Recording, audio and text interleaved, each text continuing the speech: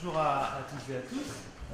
Bienvenue dans ce dimanche après-midi pour rencontrer un auteur qui m'est cher, que je connais depuis longtemps, que je connais depuis avant la publication de son premier livre, mais je le dis parce que j'ai rencontré par ses textes et au départ qui étaient des publications sur Internet.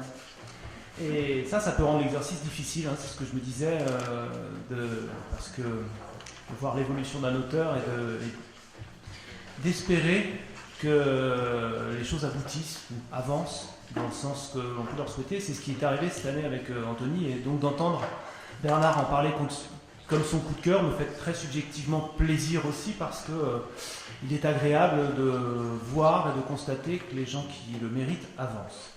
Ce compliment fait, je vais vous présenter notre individu, Anthony Quarodo, originaire de la région, qui a séjourné une bonne dizaine d'années à Paris, avant d'y revenir récemment, et qui est l'auteur de 2 livres et de nombreux textes en revue.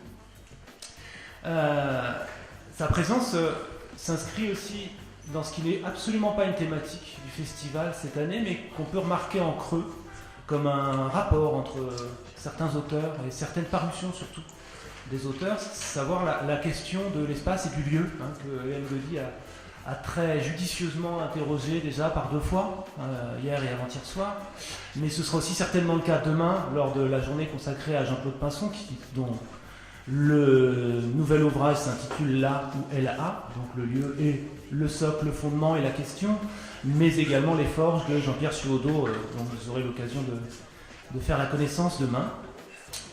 Les livres d'Anthony et le travail d'Anthony s'inscrit originellement et continuellement dans un rapport à l'espace envisagé, à l'espace traversé, à l'espace cartographié et à l'espace écrit, tenter d'écrire.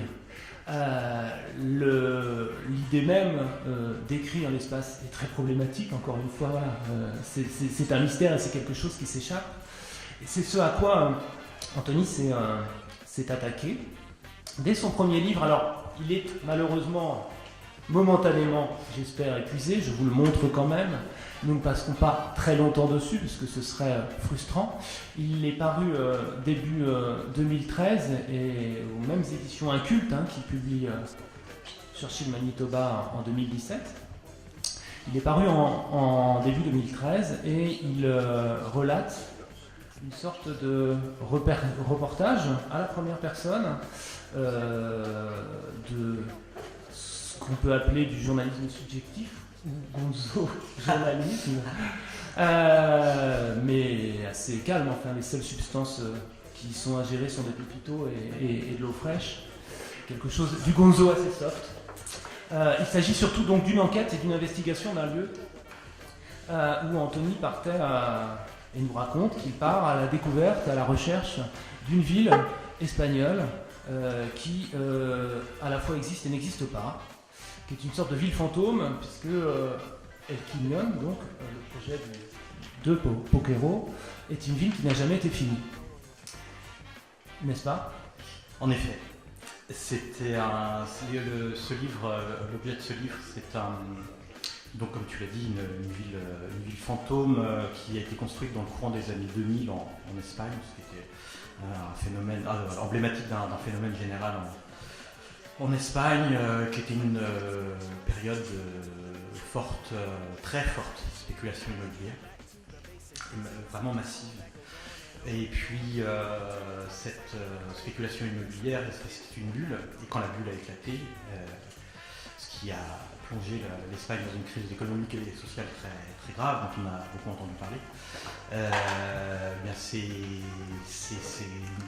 lieux nouvellement bâtis par centaines se sont retrouvés plus ou moins achevés, neufs et souvent très occupés, puisque sont été dans une surproduction totale.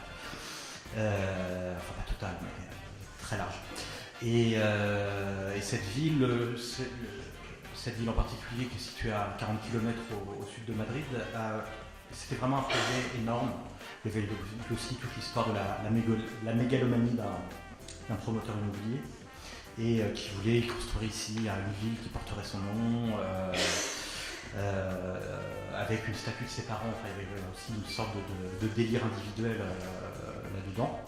Et donc elle est comme ça, elle est inachevée, mais elle a la physionomie d'un programme assez achevé, tout en même temps un programme très massif, très dur, architecturalement, assez stupéfiant dans le paysage, et quasiment déserte. Donc elle existe au sens où, je ne l'ai pas inventée, au sens où elle est vraiment bâtie, mais sa vocation de ville, qui était la façon dont était pensé ce programme architectural, était sans doute voué à l'échec conceptuellement, mais ça s'est avéré être un échec aussi économique éclatant.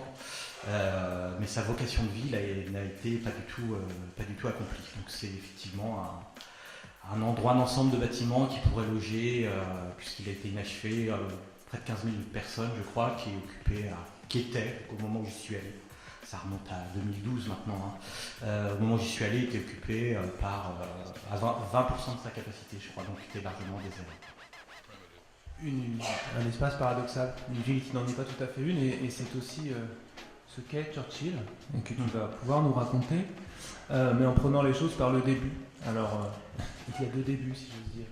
Le début du projet Churchill et aussi le début de ton rapport à la carte, parce qu'il est écrit au tout début du livre, parlant de l'enfance, mais le savoir géographique n'était pas pour moi qu'un bagage parmi d'autres, qui aurait été aimable, au même titre que les autres, mais pas davantage ni différemment. Non, j'aimais de la grammaire, du calcul et de la géométrie en les maîtrisant bien, ils me permettent d'être bon élève. Mais j'aimais la géographie pour elle-même, car j'aimais les cartes de géographie. Donc c'est un fondement, la carte de géographie, et justement ce titre, Churchill Manitoba, tout démarre d'un point sur une carte.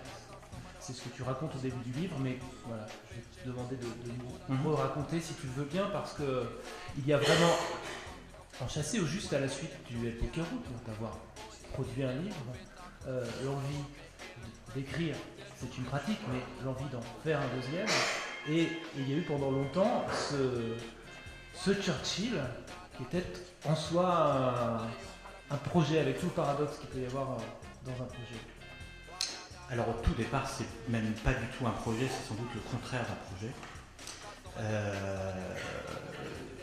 Qu'est-ce que c'est ? C'est petite anecdote, je la relate dans le livre.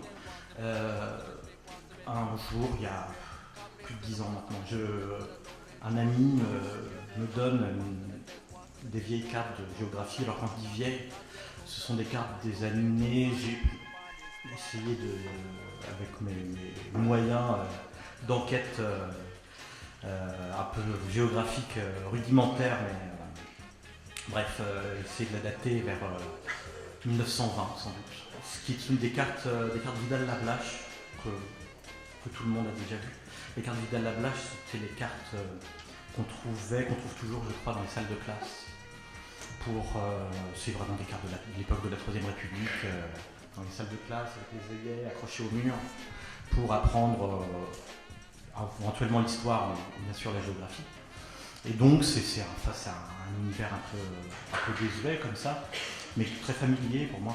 J'ai grandi à l'école avec ces cartes-là, et puis j'en parle dans le livre également. J'ai une passion enfantine et demeurée enfantine, une fois que je n'avais plus l'âge d'être un enfant, pour les cartes de géographie, notamment les vieilles cartes de géographie. Et donc je reçois ces cartes, 2 cartes, dont une d'Amérique du Nord. Et j'aime beaucoup les cartes, je passe très longtemps à les regarder. Et puis progressivement, sans que je le décide véritablement, mon attention ou mon attachement se concentre vers une zone où les points sur la carte et les noms qui indiquent les villes se raréfient. Alors, donc mon esprit s'attache à un endroit du Grand Nord canadien où il y a quand même un point. Donc il n'y a pas rien, mais il y a un endroit loin de tout. Alors il y en a d'autres endroits loin de tout sur cette carte, mais enfin ça a été cet endroit. Et donc c'est un endroit sur les bords de la baie d'Hudson, donc pour sommairement décrire la géographie du Canada, le long de la frontière sud, la frontière avec les États-Unis, c'est là qu'il y a toutes les villes, les villes principales, Montréal, Toronto, Vancouver, etc. Et puis un petit peu au nord de cette zone-là, il y a encore un peu des villes, mais ça commence à se clairsemer. Et puis quand on continue à monter, là on n'a plus qu'un point de ci, de là. Et puis au-delà de tous ces points de ci, de là, il y a un grand vide qui va jusqu'au bout de la carte. Et puis là, c'est le pôle Nord. Et donc voilà, et ce point, loin de tout, il a un nom, ce point. Et c'est écrit, c'est la dénomination des années 20. Justement, enfin pour la datation, cette dénomination m'avait donné du fil à la retordre, mais ça c'est vraiment une parenthèse. Fort Churchill. Bon, et c'est le contraire d'un projet. Ça, je me fais de cet endroit-là un refuge mental. C'est-à-dire que quand... dans le quotidien, elle est accrochée chez moi, cette carte. Dans le quotidien, je passe très longtemps, pas chaque jour 3 heures, hein, mais au fur et à mesure des années, longtemps, à aspirer mon esprit dans cet endroit-là, qui est un endroit qui est un refuge mental, qui me permet de m'abîmer dans une rêverie de fuite, de sortie de soi, de quelque chose comme ça. Et c'est le contraire, je disais, c'est le contraire d'un projet au départ parce que ça n'a pas vocation à actualiser autre chose que cet état latent de rêverie. Et puis, des années passent, et un jour, je dis un jour, comme si, à un moment, comment ça se fait? J'étais en train d'écrire, lui là, le premier livre. Donc peut-être que j'avais envie de m'échapper de ce livre alors que je pensais que ça y est, j'étais en train de le faire, je sais pas. J'ai voulu verbaliser ce point du Grand Nord canadien qui n'était auparavant qu'un pur support de rêverie. Et donc le faire entrer dans le domaine du communicable, pouvoir dire à quelqu'un cette espèce de lubie, non, tu sais, cet endroit-là, ça m'intéresse beaucoup. Juste le faire entrer dans le domaine du communicable et de la parole. Et donc là, je fais ce que je n'avais jamais fait en des années de contemplation muette. Et alors c'est très simple, je saisis sur internet Fort Churchill. Alors, et là, j'arrive avec des informations. Parce que je n'avais aucune information avant, je n'avais même pas pensé à chercher la moindre information.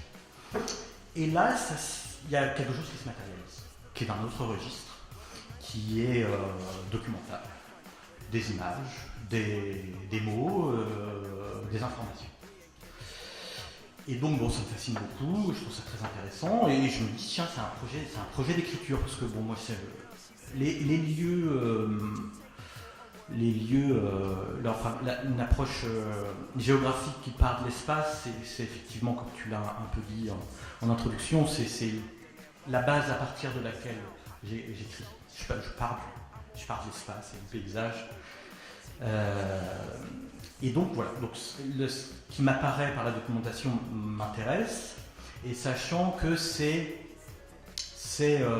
innervé par tout un arrière-plan qui n'avait pas du tout été verbalisé auparavant, qui est cette rêverie et cette idée que cet endroit-là, c'était ce refuge mental, ce qui pourrait intérieurement pour moi figurer une certaine idée du paradis, pas au sens de l'île paradisiaque, etc., mais de l'endroit où la vie, dans tout ce qu'elle a de douloureusement limitative et pleine de contraintes et d'empêchements, serait suspendue. Et c'est là que le projet d'écriture commence à s'enclencher. Un endroit absolument utopique.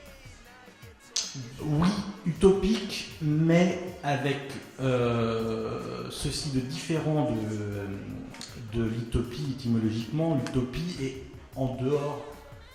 un lieu en dehors des lieux, alors que là c'est comme s'il y avait cette idée d'un endroit réservé, comme il y a dans Aden Arabi une très belle traite de Paul Nizan, un très bel extrait que j'ai beaucoup aimé, que je l'ai mis en épigraphe, où il dit ça, c'est cette idée-là que j'attachais à ce lieu, je vais vous dire brièvement. On décrit pendant des siècles des voyages imaginaires comme Platon décrit les îles des bienheureux.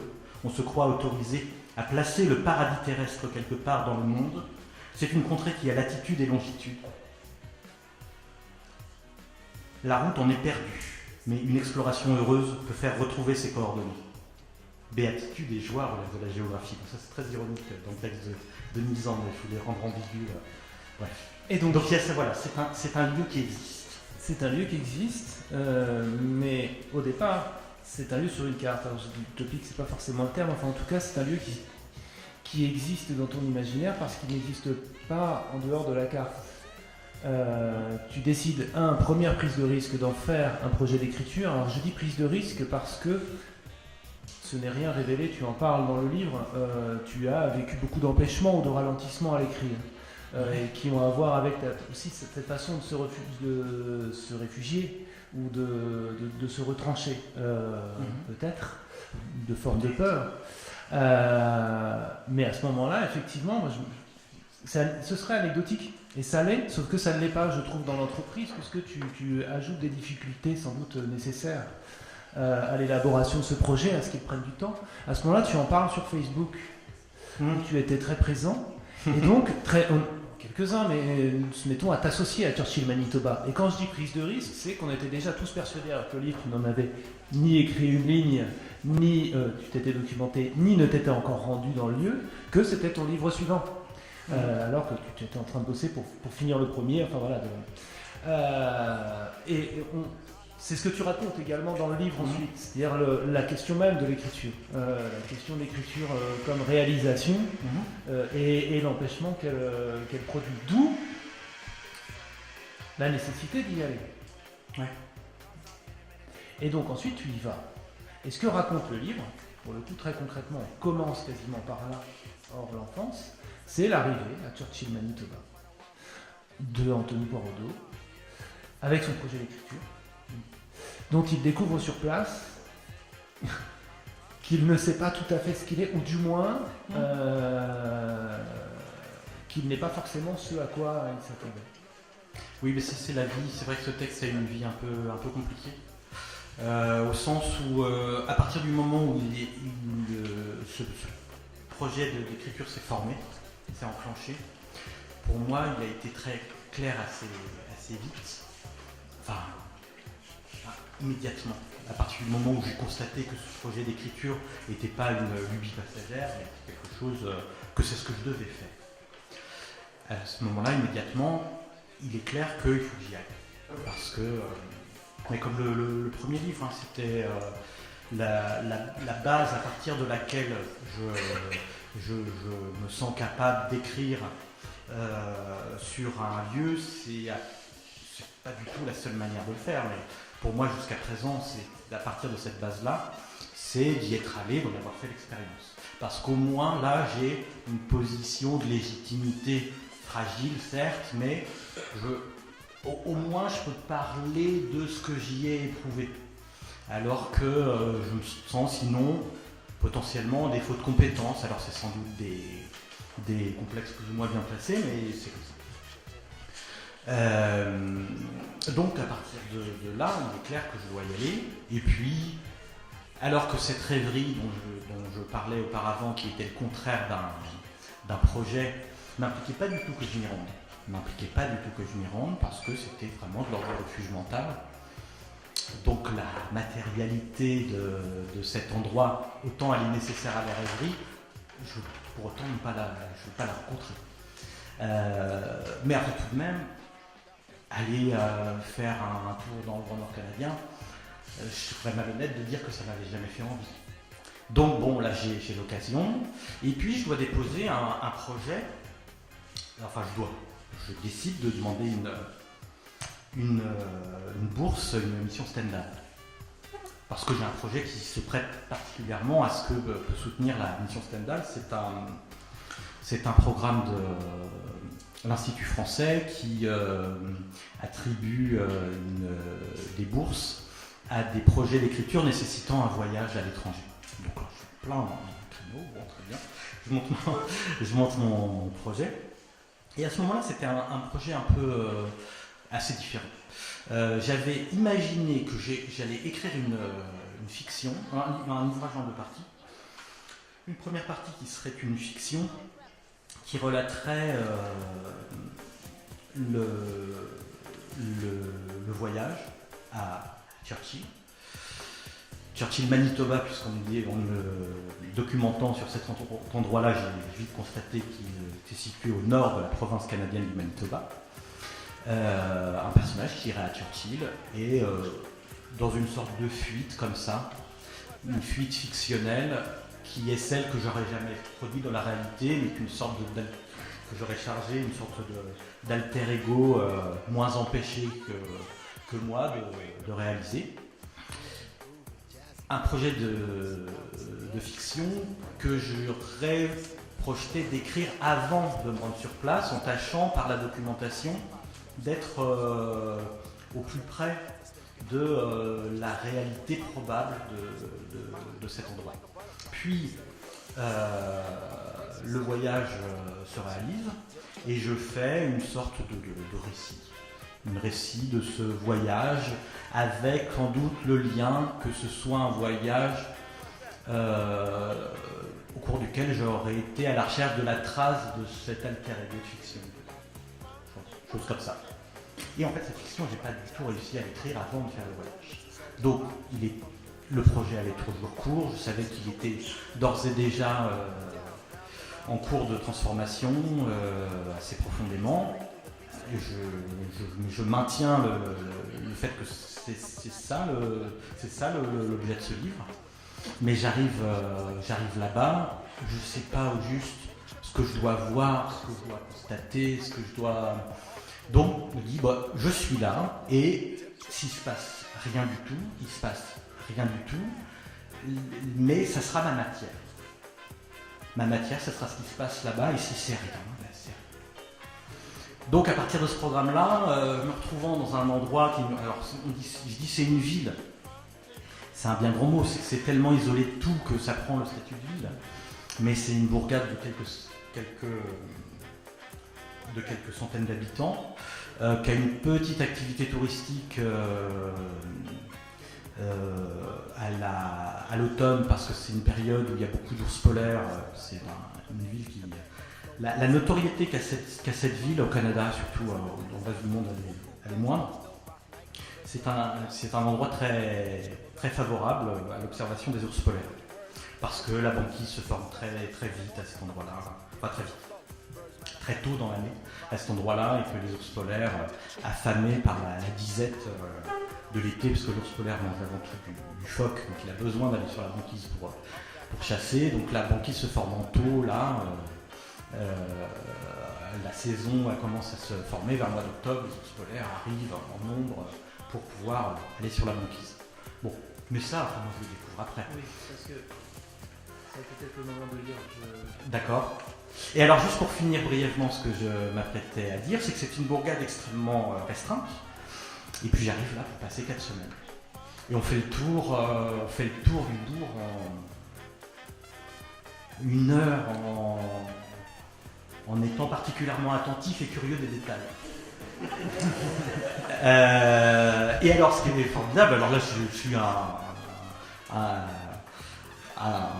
apprenti aventurier, enfin niveau ceinture blanche, quoi.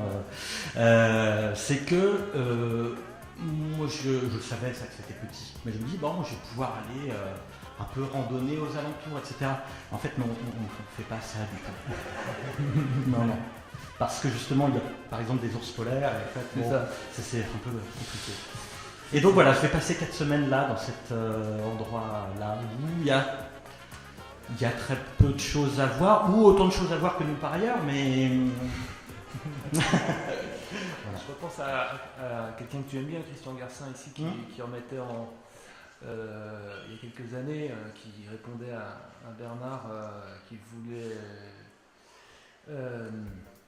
voulait bien l'étiquette écrivain, l'étiquette voyageur, mais pas d'accoler aux deux le tiret. Et toi, tu te retrouves dans cette situation paradoxale à ce moment-là de n'être pas encore sûr d'être écrivain, puisque il y a de l'écriture, il y a un désir d'écriture, mais tu es en doute en arrivant, puisque le projet est là où il en est, et d'être pas certain d'être un voyageur non plus. Je suis certain de ne pas être un voyageur. Voilà. Donc, Enfin, tu dis d'un voyageur, enfin, très bien, aller faire une petite excursion, mais... Mais en tout cas, tu es un Sylvain Tesson très relatif, comme tu vas pouvoir nous l'illustrer dans l'extrait que tu as proposé de lire, je pense. Voilà. Oui. Puisqu'à un moment, la question de la chasse à l'ours pour la survie se pose, tout de même, dans cet univers hostile. Oui, parce que pour introduire un peu ce que je vais lire, donc je me retrouve effectivement très très empêché d'aller m'aventurer au-delà des limites du bourg, de la petite ville, et ça dure un certain temps jusqu'à ce que je découvre ce que je vais vous dire.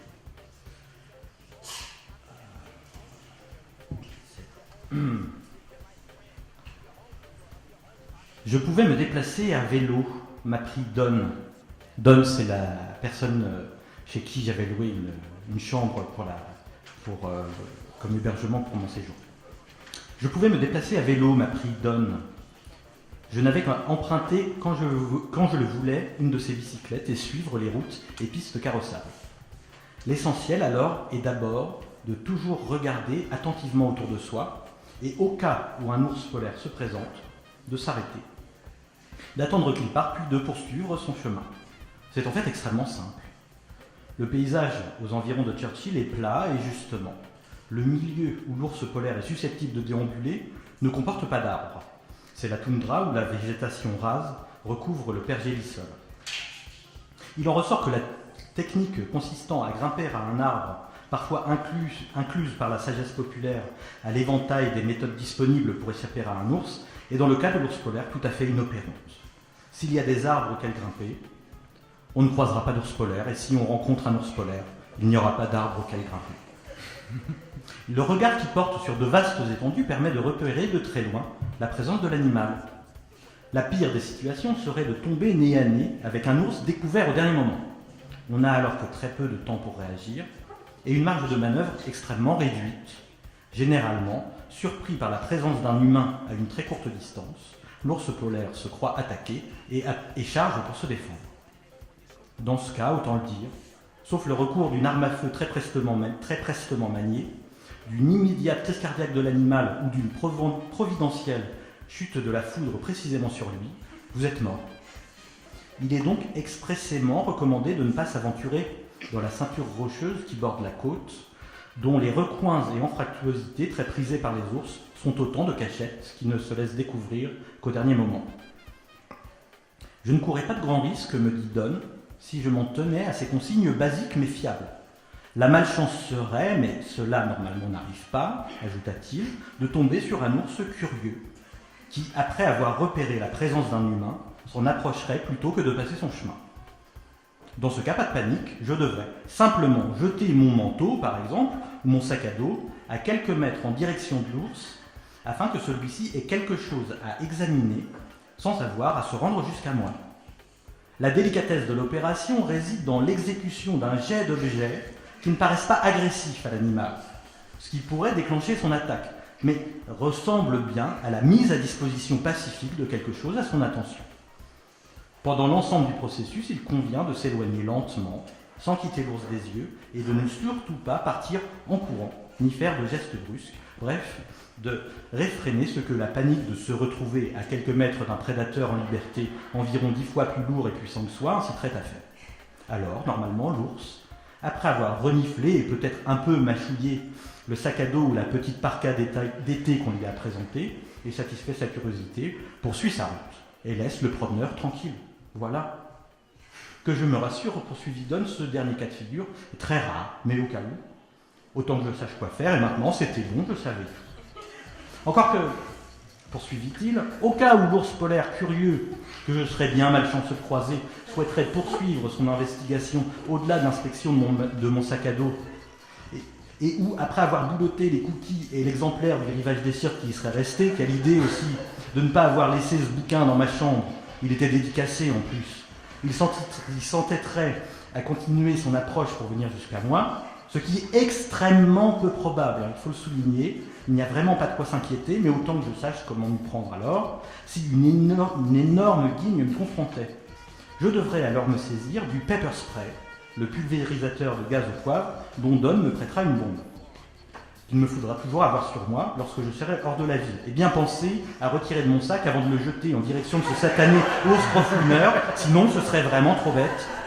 Et après avoir attendu que l'ours approche à 2-3 mètres de moi, vider le contenu de la bombe à la face de la bête qui, aveuglée et temporairement suffoquée par une violente sensation de brûlure, se retrouvera neutralisée pour quelques instants au cours desquels il ne faut pas demander son reste et d'étaler. Il est capital de ne jamais effectuer cette opération dont Don n'hésita pas à dire qu'elle était celle de la dernière chance, contre le sens du vent, sans quoi c'est soi-même qui est neutralisé à la place de l'ours polaire, la situation s'en retrouvant décidément très inéquitable et à vrai dire tristement dénuée de suspense. Don m'assura que l'application scrupuleuse de l'ensemble de ces recommandations me garantissait la sécurité à 99%, le pourcent restant correspondant à l'impondérable, à l'inexistence en ce bas monde du risque zéro, et donc au cas de figure extrêmement incertain où un ours polaire s'obstinerait à venir à ma rencontre, où là, c'est que le meilleur gagne, mais franchement, insista-t-il, cette dernière situation hautement périlleuse n'arrive pour ainsi dire jamais. C'était presque un point purement théorique de son exposé.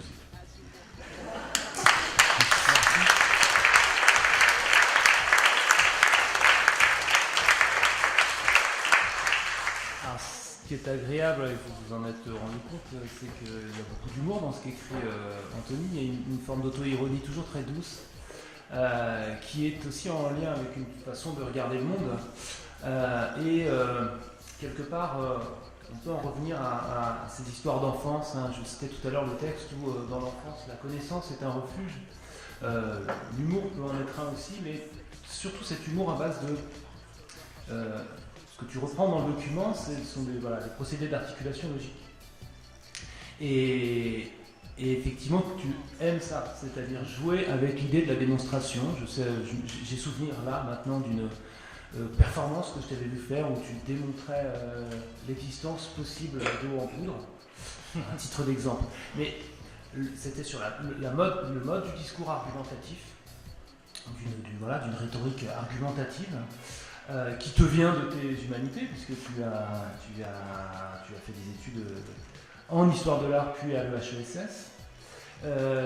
Et ce n'est pas anodin, c'est-à-dire qu'il y avait une présence étonnante et clin d'œil de Julien Gracq, qui est par ailleurs un auteur très important pour toi, là dans le passage. Mais j'ai eu l'impression entre ces deux livres que ce qui se passe peu à peu, alors ce passage-là n'est pas représentatif exactement de ce dont je vais parler, mais il y a une évolution dans le style en ces 4 ans, dans la phrase, vers une forme de phrase longue qui n'est pas par exemple celle de Maëlys de Kerangal, qui n'est pas non plus celle de Pierre Bergogneau, qui n'est pas tout à fait celle de Gracq, même si elle l'a beaucoup aimé et s'en est beaucoup inspirée, mais qui est également liée à cette argumentation logique, à ce rapport à la logique et à la démonstration. Et ça donne alors ce serait peut-être bien d'en lire d'autres moments, si tu veux bien, ou si je peux le faire si tu veux. Tu veux que je lise un passage en particulier? C'est pas un livre à suspense, donc il y a quelque chose que je te proposerai bien.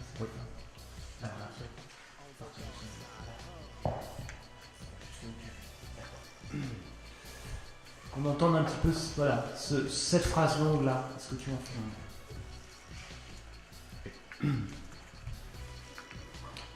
Sans doute en raison de leur fin imminente, mes routines churchilliennes des derniers jours commencèrent à prendre les tons de lointains souvenirs ressurgis. C'est, j'imagine, le privilège des moments présents qu'on sait bientôt révolus. On les voit comme de souvenirs anciens. Et ils agissent comme des relais d'instants de jeunesse qu'ils semblent à la fois appeler à eux et prolonger au point précis où ils avaient été laissés dans le passé. La route venue du cimetière de Churchill, juste avant de rejoindre la ville, offre au regard un surplomb sur les toits de quelques rues sur fond d'estuaire, et dans le soleil déclinant d'une fin d'après-midi, il me sembla retrouver d'anciens retours de promenades estivales dont je découvrais qu'ils ne s'étaient jamais arrêtés. Une rue voisine de celle où je logeais, dépourvue de perspective, sinon celle bornée en tous sens, offerte par des maisons basses sous des ciels pâles, me fit exactement éprouver un sentiment rémanent et intact, celui du retour à la maison après l'école. Devant la gare, au moment où j'allais quitter Churchill, je retrouvais, inaltéré, toujours disponible, des départs réitérés hors des contrées familiales, après que je les avais visités le temps d'un week-end. Churchill ne m'a jamais paru aussi immédiatement présent que dans ces moments fugitifs où les lieux, pourtant, se donnaient comme des images, mais des images qui faisaient coïncider avec netteté plusieurs temps. Le passé enfoui depuis plusieurs décennies dans ma mémoire, celui qu'avait formé les semaines précédentes et l'instant présent. Au cours de ces moments brefs, je me sentis churchillien très exactement, mais c'est à des souvenirs de Saint-Gilles-Croix-de-Vie, de Saint-Hilaire-de-Riez, de Givran et de quelques autres bourgades du nord-ouest vendéen que je le devais. Churchill me rappela les vies que je n'y avais pas eues en me remémorant la consistance incomparable et immédiatement reconnaissable des jours que j'avais vécus ailleurs. Je n'ai jamais aussi bien accédé à Churchill, je ne me suis jamais aussi bien illusionné quant à elle peut-être qu'au cours de ces instants où approchait le moment de quitter sans tristesse ces rues, ces heures et ces paysages. Merci.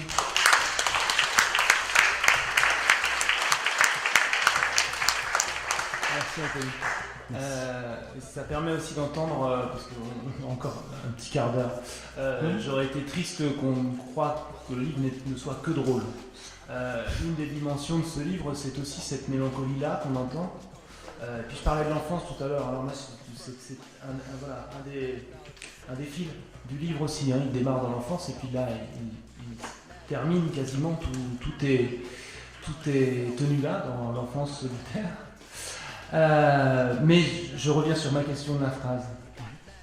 La phrase longue, il n'y en a pas qu'une, comme je le disais tout à l'heure.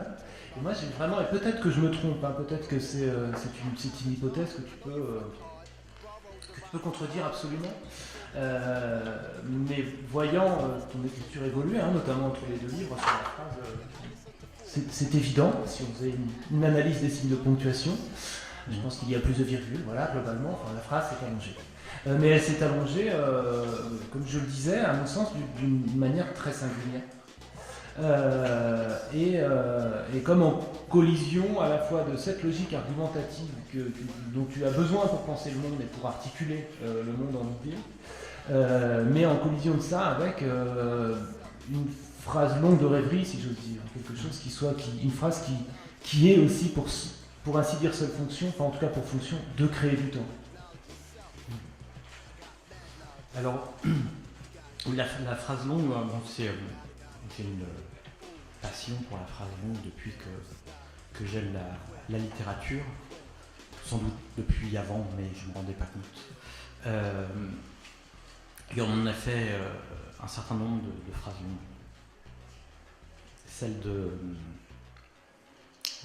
de Pierre Michon et celle de Claude Simon, ce ne sont pas les mêmes, par exemple. Celle de Gras qui est encore différente, celle de Proust, etc. Dans la phrase longue, il y a la question de l'idée de la destination de la phrase n'est pas toujours. L'enjeu n'est pas toujours là. Il y a des phrases longues qui pourraient ne jamais cesser. On peut prolonger la phrase toujours et continuer à ouvrir, sans nécessairement devoir refermer tout ce qu'on a ouvert. Alors que la phrase longue que j'essaye de dérouler, elle a l'idée de son point d'arrivée. Et elle doit partir avec l'impulsion de se projeter vers son point d'arrivée, mais ayant donné cette impulsion, elle doit aller saisir tout un ensemble de conditions, de circonstances dont elle doit faire état, elle doit former le cadre qui permettent, comme une chute, d'aller conduire à sa cible. Et sa cible dont souvent l'enjeu est de permettre le déclenchement de la phrase suivante qui va elle également reconduire ce que je viens de dire. Voilà, je crois que c'est ça. Je me suis beaucoup interrogé parce que pour moi, effectivement, l'unité de la phrase, c'est quelque chose de très, très important.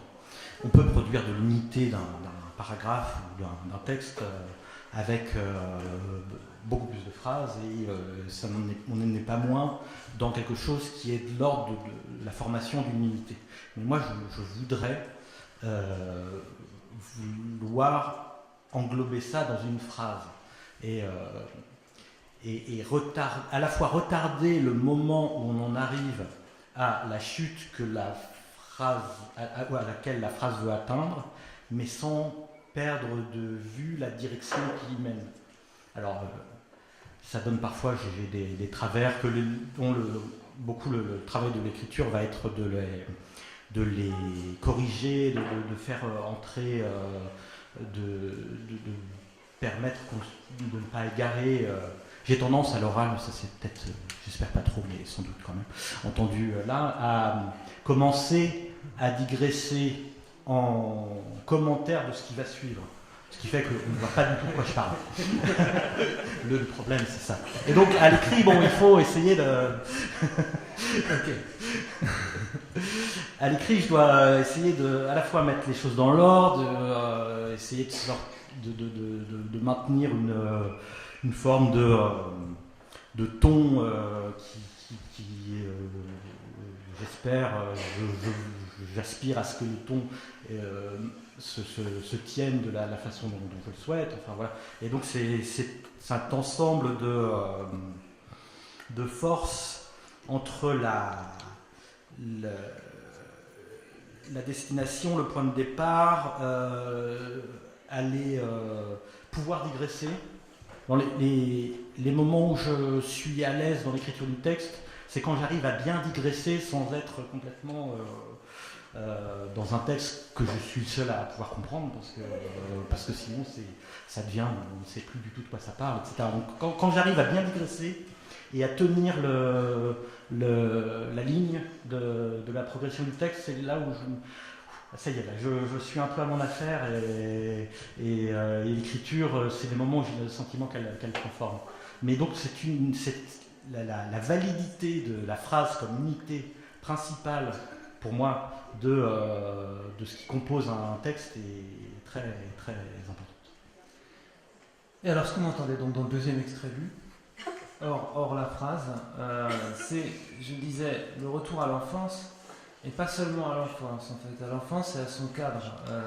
Tu es né près d'ici, tu es surtout né dans un milieu populaire, de classe moyenne, et dans du pavillonnaire, pour le dire vite, enfin pas la France tout à fait périphérique, mais la France moyenne. Et ce qui n'a absolument rien de péjoratif, hein, mais c'est de le définir. Et ce que je trouve frappant aussi dans ce passage qu'on entend, c'est que c'est au bout du livre qui t'a fait aller au bout du monde, du monde littéral et symbolique, et ce qui revient au bout du livre et au bout du monde, c'est givrant. C'est la petite phrase sur les retours après l'école. C'est cette sorte d'affleurement de mélancolie très spécifique à l'enfance, d'un peu de douceur et de tristesse enfantine qui advient dans ce bout du monde là. Est-ce que et ça est-ce que c'est venu dans l'écriture aussi.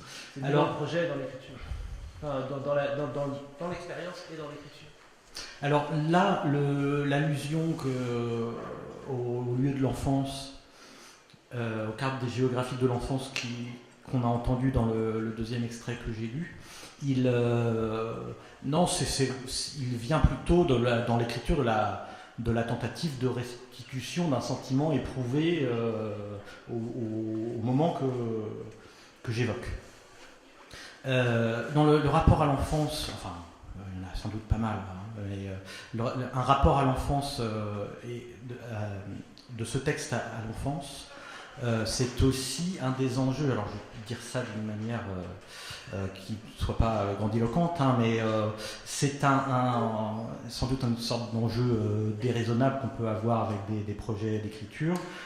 Ici, en l'espèce, c'était un texte dont un des enjeux mentaux pour moi était d'un texte qui produise une sorte de sortie de l'enfance, un peu une sortie la plus sereine possible de l'enfance. Parce qu'on part d'une situation d'enfant attardé, hein, je viens d'avoir 40 ans,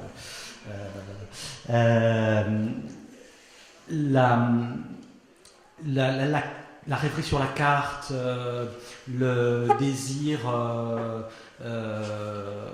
la songerie sur les lieux lointains, les refuges mentaux dans lesquels on se replonge encore et encore, c'est quelque chose qui a trait pour moi à l'enfance. Je l'ai beaucoup pratiqué dans l'enfance et puis j'ai continué à le pratiquer à un âge plus avancé, et c'est de l'ordre du désir de régression, mais un désir de régression qui soit socialement pas embarrassant, c'est strictement intérieur, voilà.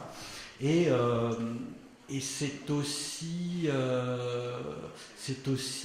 de l'ordre de l'empêchement à pleinement participer à la vie, ce qu'on demande pas mal à l'adulte en fait. Et donc, d'une manière plus complète. Hein.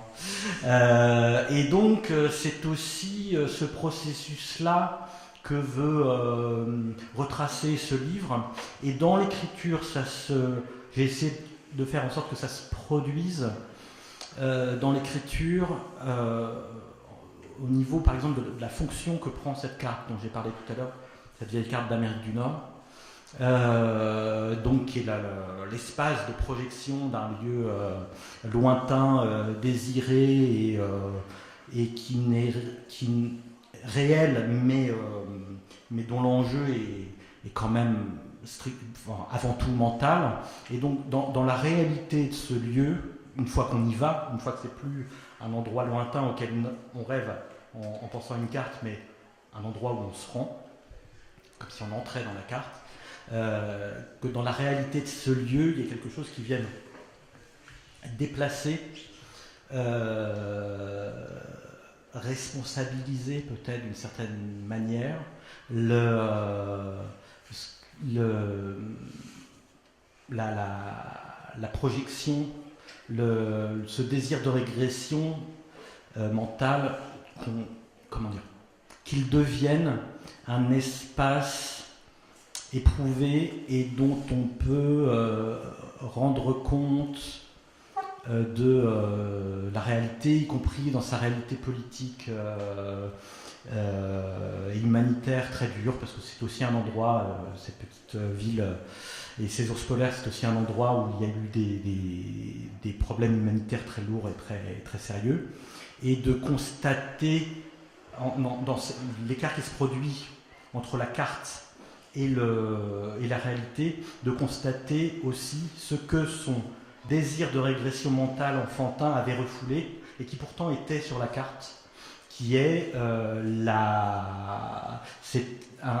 une rêverie des lieux lointains, volontiers paradisiaques dans l'imaginaire, qui est issue d'un regard colonial. Et pour les peuples colonisés, c'était l'idée de voir ça comme un paradis est strictement impossible une fois que la colonisation arrive. Et en fait, c'est Churchill, le point sur la carte, comme projection mentale, ça pouvait équivaloir à quelque chose de l'ordre du paradis, comme d'une certaine manière, l'enfance peut être un paradis, pas au sens où elle est idyllique, mais au sens où c'est quelque chose dont à un moment on est définitivement sorti et sans retour. Mais ce point sur la carte, qu'il a documenté d'une façon extrêmement matérielle, ce qu'il a cité, qu'il a situé sur la carte d'une façon extrêmement matérielle, c'est pour un peuple autochtone un véritable enfer. Voilà.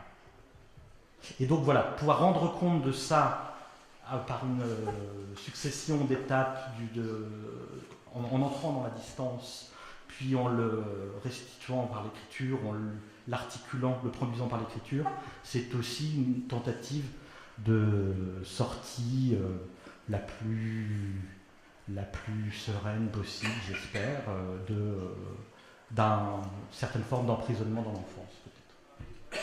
Car, et on ne l'a pas explicitement dit, effectivement, l'organisation en chapitre, mais je finis là, l'organisation en chapitre insère des chapitres de récits historiques et qui racontent dans le détail Churchill. C'est-à-dire que le texte remplit cette espèce de mission informative que tu t'assignes. Il fait les deux choses à la fois. Il nous parle quand même aussi de Churchill. Mais merci beaucoup Anthony Lehler. Et vous pouvez retrouver Anthony à la table de dédicace qui vous signera avec plaisir en phrases assez longues. Donc prenez votre temps.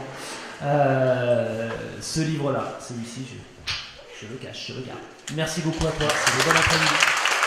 Merci.